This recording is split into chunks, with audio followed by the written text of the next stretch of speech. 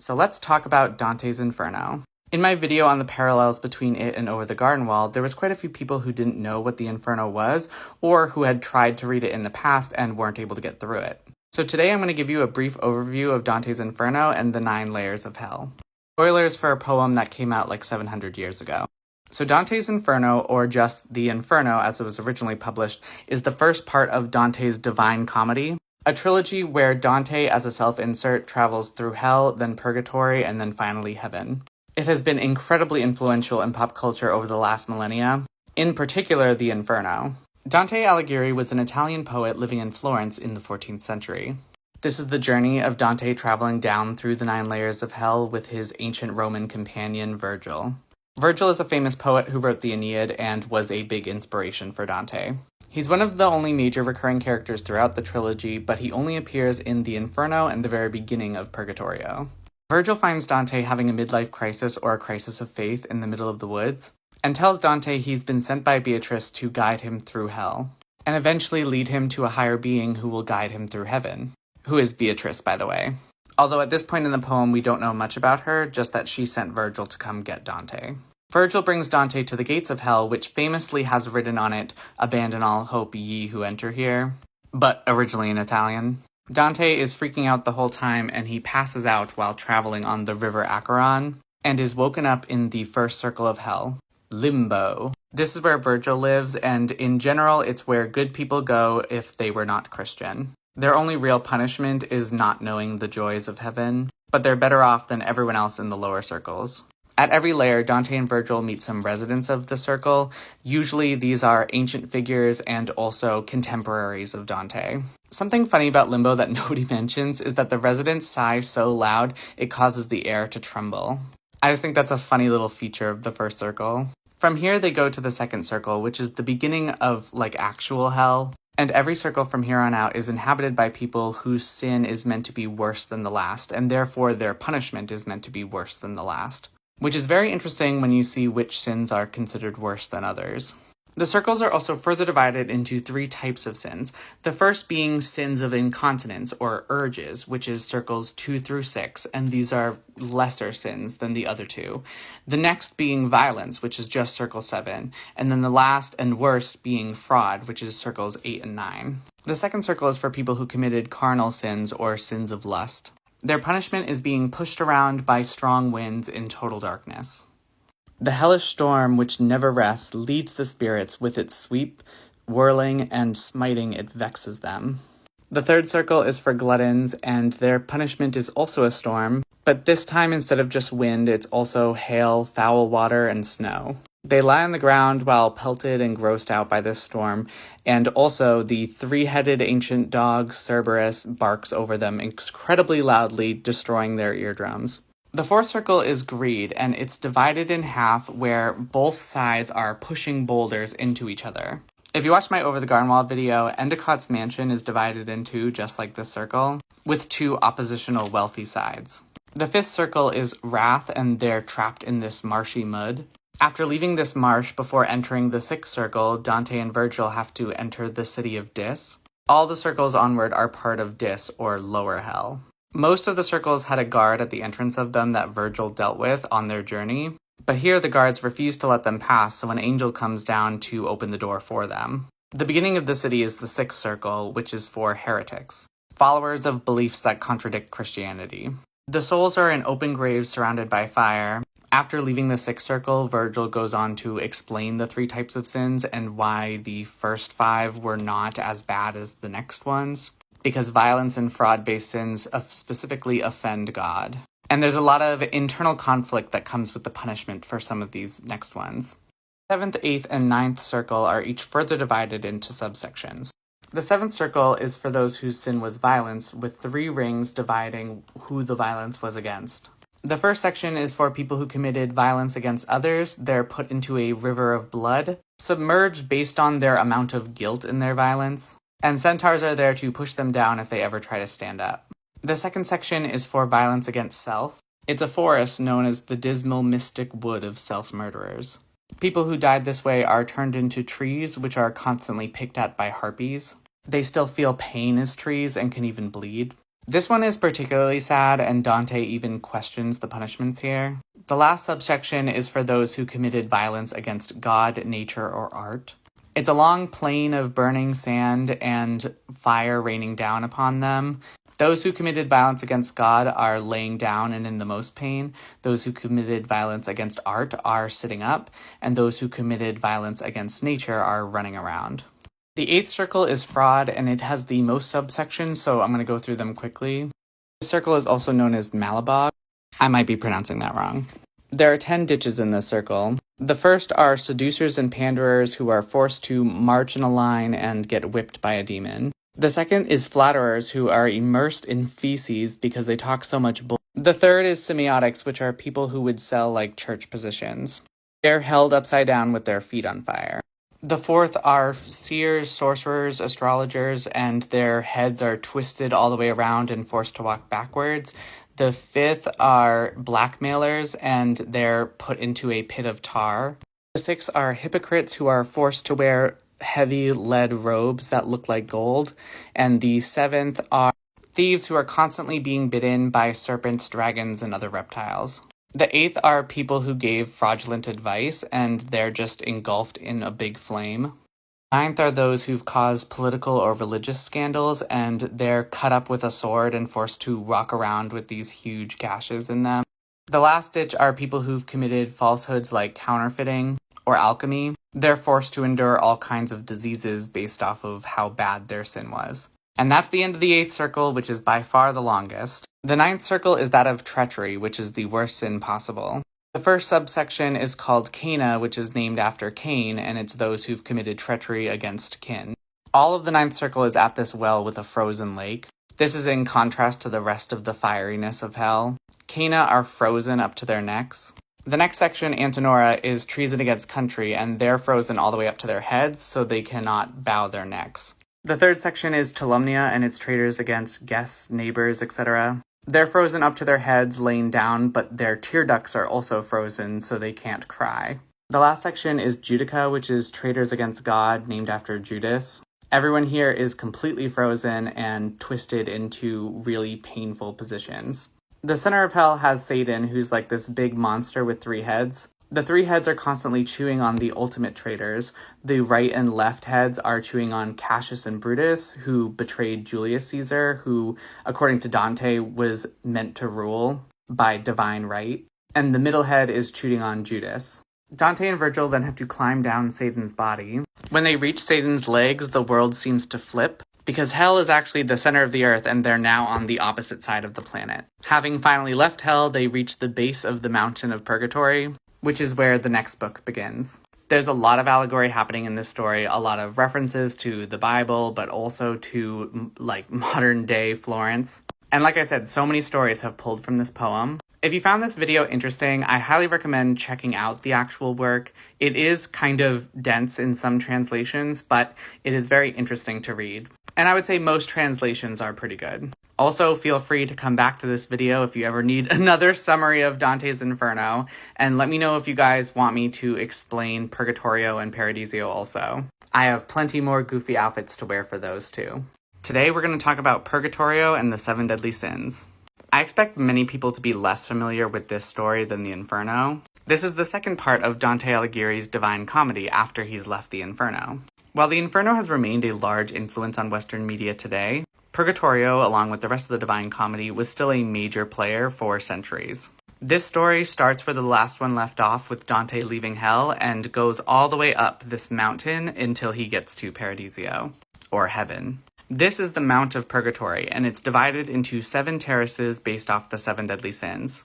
And if you remember, at the end of the Inferno, we find out that hell is the center of the earth, and Virgil and Dante have come out the other side. This island and mountain are on Earth. It's in the middle of the sea at the direct opposite point of the Earth to Jerusalem. So when it's night here, it's day in Jerusalem and vice versa. Just a reminder, this was written in the 1300s. Another important reminder is that people who went to the Inferno were not Christian, or at least had not repented before dying. And they are trapped in the Inferno forever without any hope of leaving. The people who ended up on this mountain instead of the Inferno did so because they were sinners who repented. and this mountain acts as a way to sort of cleanse their souls. At the bottom of the mountain, we have a place that scholars tend to refer to as Ante-Purgatory. This bottom area of the mountain is inhabited by two groups of people known as the excommunicate and the late repentants, meaning those who were excommunicated or repented improperly. These early chapters also have an important historical significance because they reference this being the southern hemisphere and demonstrate Dante having a knowledge that the earth was spherical despite it being the 1300s. Through the position of the stars and the sun in reference to Jerusalem being on the opposite side of the earth. Just a cool little fact about Purgatorio. So when Dante and Virgil first come to the base of the mountain, they meet the excommunicate first, who are held outside for 30 times as long as they were excommunicated. But we learn from one of them that praying not only can reduce their time of waiting, but also the time that one spends in purgatory in general. And from here on out, praying becomes a very significant piece of traveling up this mountain. Then they meet the late repentance, where Dante sees a friend of his. And we also realize the inhabitants of Purgatorio are a lot livelier than the inhabitants of the Inferno. And while Dante is obviously really sad in the Inferno whenever he sees somebody that he knows, here he experiences relief knowing that they're not going to end up there, even if they have to go through all of the trials that Purgatory has for them. There's also a much larger piece of intent to Purgatory, while the Inferno was much more about action. Many of the late repentants died violently and suddenly, so they weren't able to get their last rites, but because they genuinely were repentant, they were allowed into Purgatory. However, they have to wait at the base of the mountain, just like the excommunicant, not for 30 times their excommunication, but only the amount of life equal to what they lived on Earth. There's also an interesting group of the late repentants called the negligent rulers, who were so busy focused on ruling their people in seemingly a good way that they weren't able to focus on saving themselves. So they're given special allowance here, even though they also didn't repent properly. Ante-Purgatory takes up a decent amount of Purgatorio. They don't enter through the gates of Purgatory until the 10th canto, and by that time in the Inferno, we're already at the 6th circle. But once Dante and Virgil actually start traveling up the mountain, it goes a lot quicker. Each terrace features souls who indulged in one of the 7 deadly sins, and they have to overcome that sin through an opposite virtue in order to pass on to the next terrace. Unlike the Inferno, where as we go further, the sins get worse and worse, here the sins get less worse, and less worse. They're also each connected to love, where the first 3 terraces, pride, envy, and wrath, are a perversion of love. The next terrace, sloth, is a deficiency of love, and the last 3 terraces, avarice or greed, gluttony, and lust, are a distortion or excess of love. And by embracing the opposing virtue, you purify that love. The first terrace is pride, with the opposite virtue of humility. The souls here have to carry heavy stones on their back as they learn to be humble.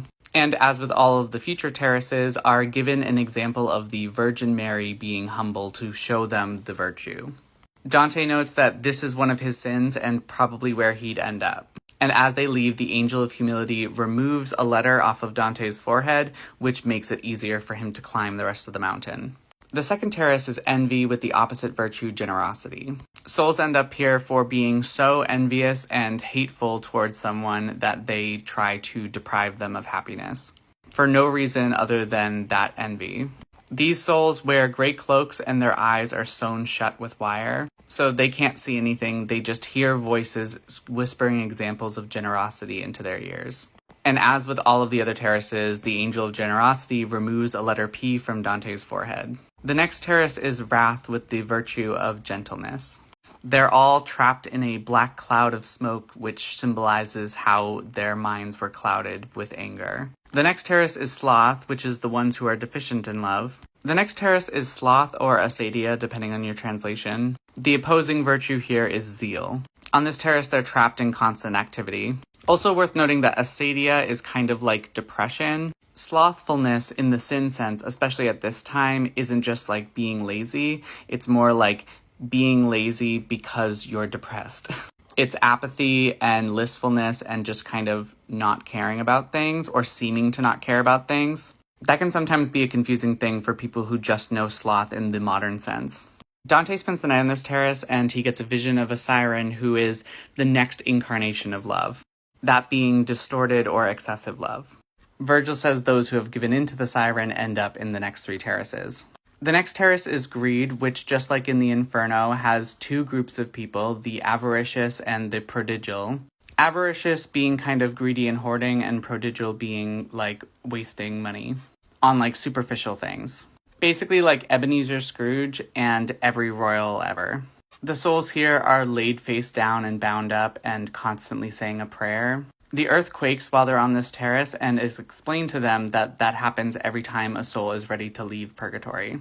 There's also a Roman poet here who explains that Virgil's work was so inspiring to him that he ended up being a Christian and getting his soul saved. So if you read Virgil, you get to go to heaven, even though Virgil doesn't get to. The virtue for this terrace is moderation. The next terrace is gluttony with the virtue of temperance. The souls here are forced to be hungry and thirsty forever, with trees with fruit on them constantly being out of reach. Their new poet friend, Statius, traveled with them from greed to this terrace, and they have an interesting discussion on the nature of souls and how they manifest. There's a lot of stuff like that throughout Purgatorio, and also a lot more references to actual, like, Christian theology rather than, like, Greek mythology like there was in a lot of the Inferno. The last terrace is lust with the virtue of chastity.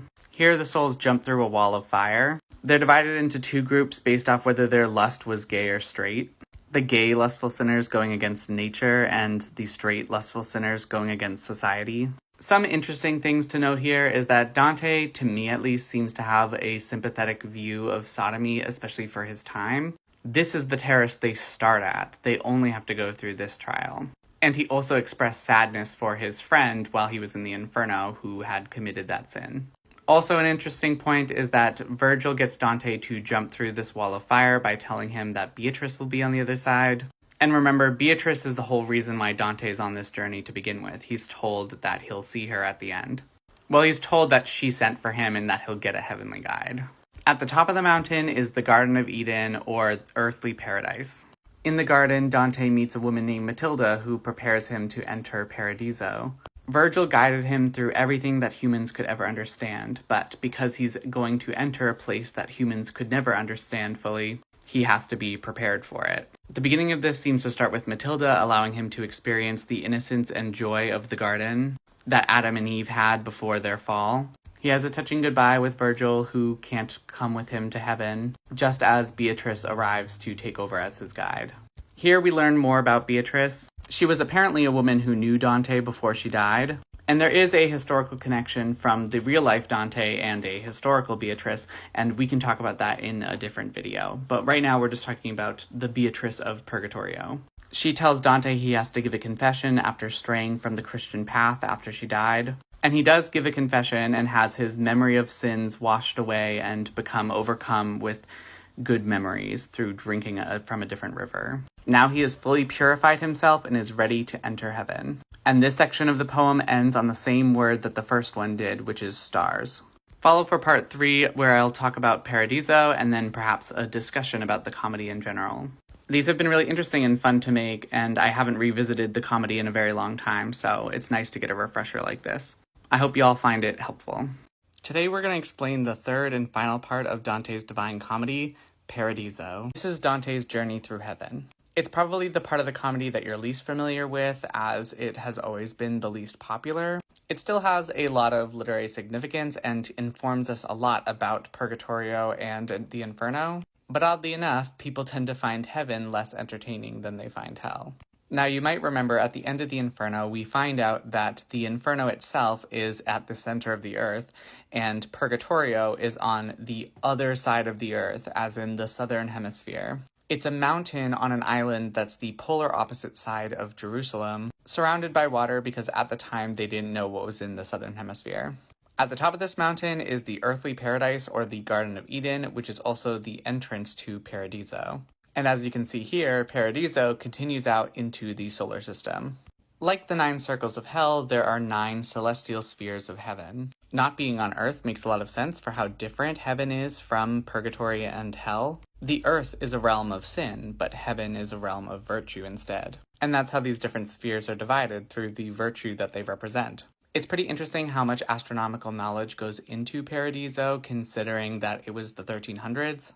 So most people don't realize how much they actually knew about space at the time. For example, before entering heaven, the very first thing that happens in Paradiso is Dante has to pass through the sphere of fire, or the atmosphere. And already in this first canto, we begin to see why I think most people don't find this quite as entertaining as the previous two works. Because this journey through the sphere of fire happens with Dante's soul leaving his body and traveling upward. And when he questions Beatrice about gravity and why he isn't pulled back down to Earth, she explains how things don't work the same when it comes to heaven.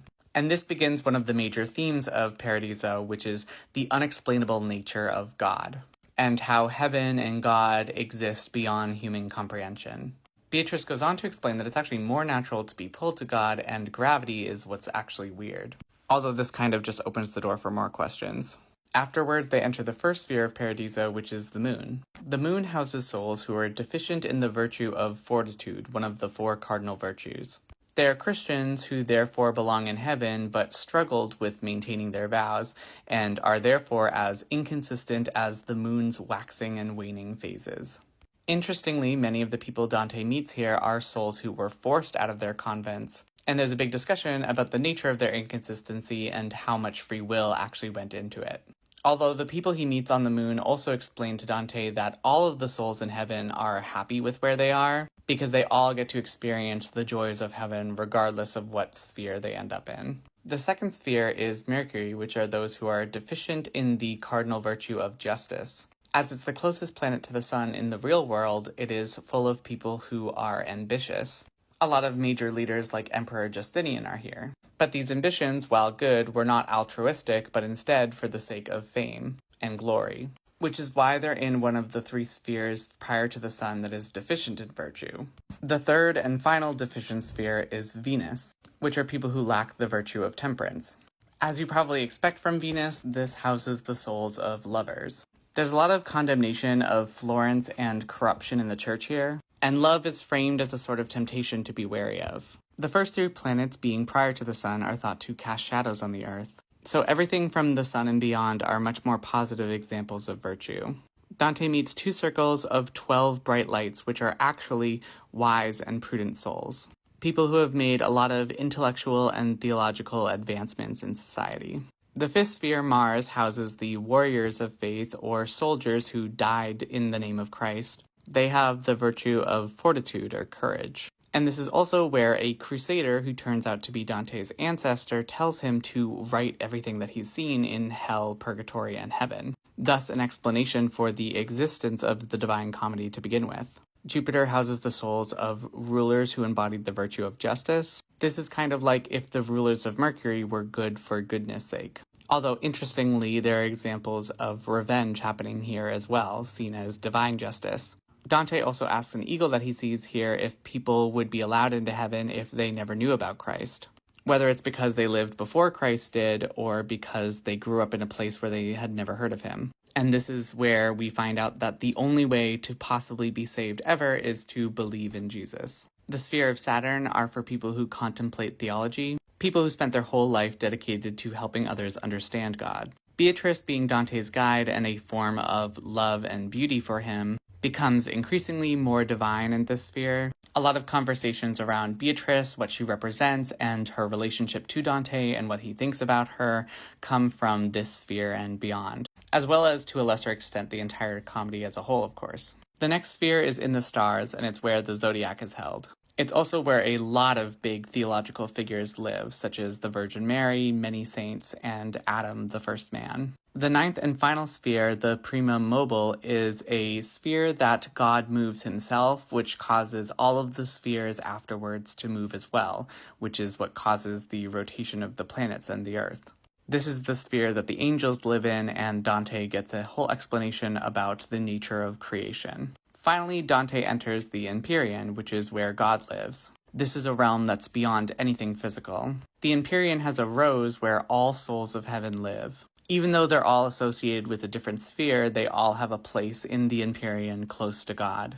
Beatrice becomes this ultimate beauty of light and really embodies a sort of divine love for Dante. She also cleanses him so that he can finally meet God, who ends up looking like this. God is 3 circles layered on top of each other, the Father, Son, and Holy Spirit. Very interesting parallel to the 3 faces of the devil. Dante tries to fully comprehend what he's seeing, but it's beyond any kind of understanding or expression that he can have.